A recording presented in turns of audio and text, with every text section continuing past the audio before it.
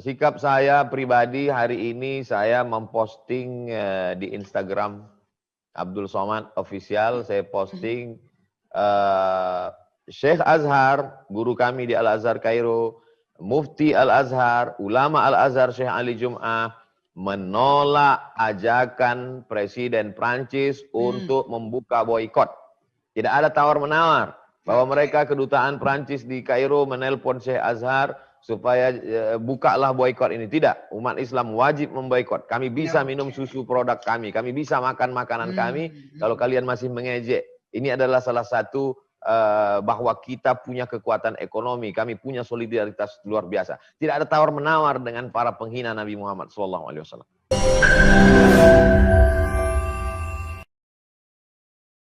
Jangan lupa subscribe, like, and share. Oke, terima kasih pertanyaannya Ibu Risha. Wah, Pak Ustadz ini aplikatif sekali nih ya, karena di dunia nih makin... Saya dari Solo, Dr. Anita. Saya dari Solo. Waduh, terima kasih Ibu Risha dari Solo sudah mampir di sini.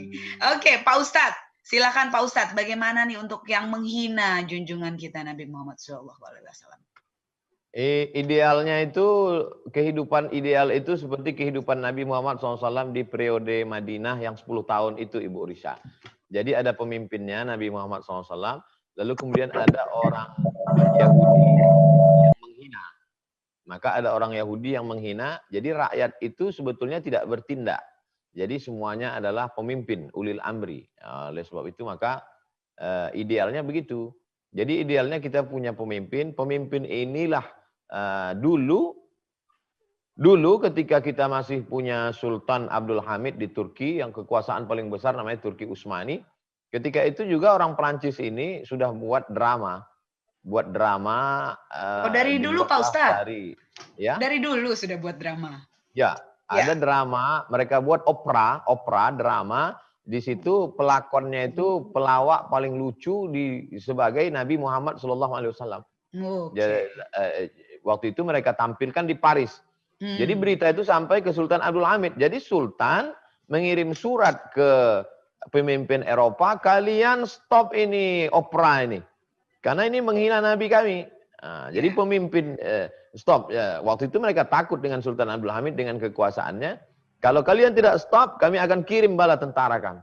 Akhirnya di stoplah opera itu, drama di Paris itu akhirnya berhenti. Ya, jadi idealnya begitu Ibu Risha. Tapi karena kita tidak punya kesatuan pemimpin negara Islam lemah, ketakutan semua.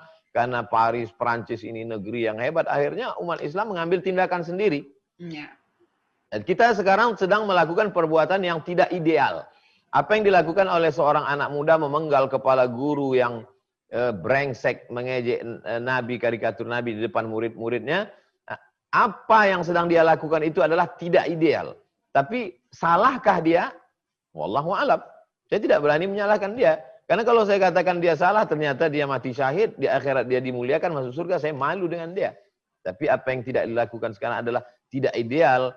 Tapi ketidakideal itu terjadi, kenapa? Karena memang tidak ada pemimpin umat Islam yang lantang seperti yang dilakukan oleh Muhammad. Seperti yang dilakukan oleh Sultan Abdul Hamid pada masa lalu. Kita tidak akan bisa mengangkat harkat martabat Islam dengan meledakkan kedutaan Prancis. Apakah kalau kita ratakan kedutaan Prancis di Jakarta itu sekarang selesai masalah? Tidak. Oleh sebab itu jangka panjangnya bagaimana anak-anak kita ini kita didik dengan pengetahuan yang baik. Dia bisa menjelaskan Islam rahmatan lil alamin.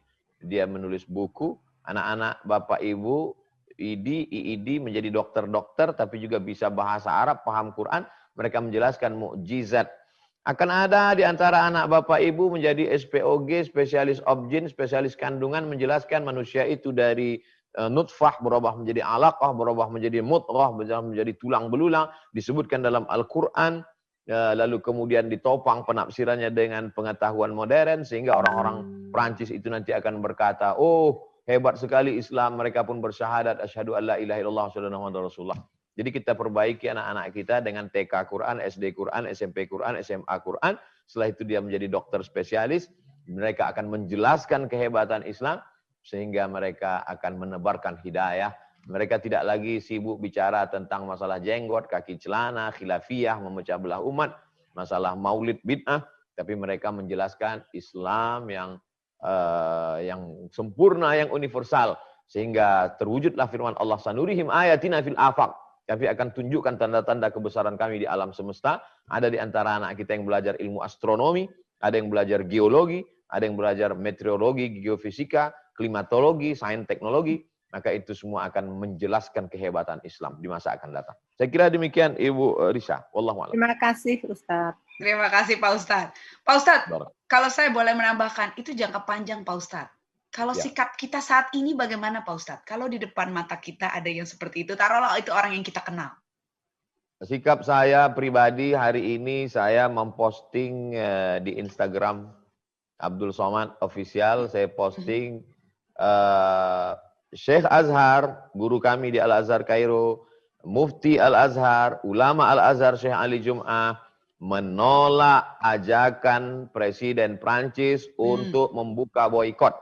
Tidak ada tawar-menawar bahwa mereka kedutaan Prancis di Kairo menelpon Syekh Azhar supaya bukalah boikot ini. Tidak, umat Islam wajib memboikot. Kami bisa minum susu produk kami bisa makan makanan kami. Kalau kalian masih mengejek, ini adalah salah satu bahwa kita punya kekuatan ekonomi, kami punya solidaritas luar biasa. Tidak ada tawar-menawar dengan para penghina Nabi Muhammad SAW. Oke, jadi kita harus punya sikap tegas tetap ya Pak Ustadz ya. Oke, siap. Pak Ustadz, ada pertanyaan ini tentang ilmu sehari-hari ya. Pak Mamat Surahmat, saya persilahkan untuk bertanya langsung kepada Pak Ustadz nih tentang kesabaran. Sabarannya harusnya ada batasnya atau enggak? Pak Mamat, apakah sudah siap? Ini pertanyaan juga bagus menurut saya. Pak Mamat.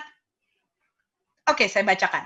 Pak Ustadz, apakah dengan demikian kesabaran itu tidak ada batasnya? Dan cukupkah kita dengan bertawakal hingga kita dapati hidup yang akan indah pada waktunya? Oke, bagaimana pendapat ini jika kita sinkronkan bahwa manusia diberi akal untuk berlogika dan nurani untuk meresapi hingga dia merubah jalan hidupnya sendiri?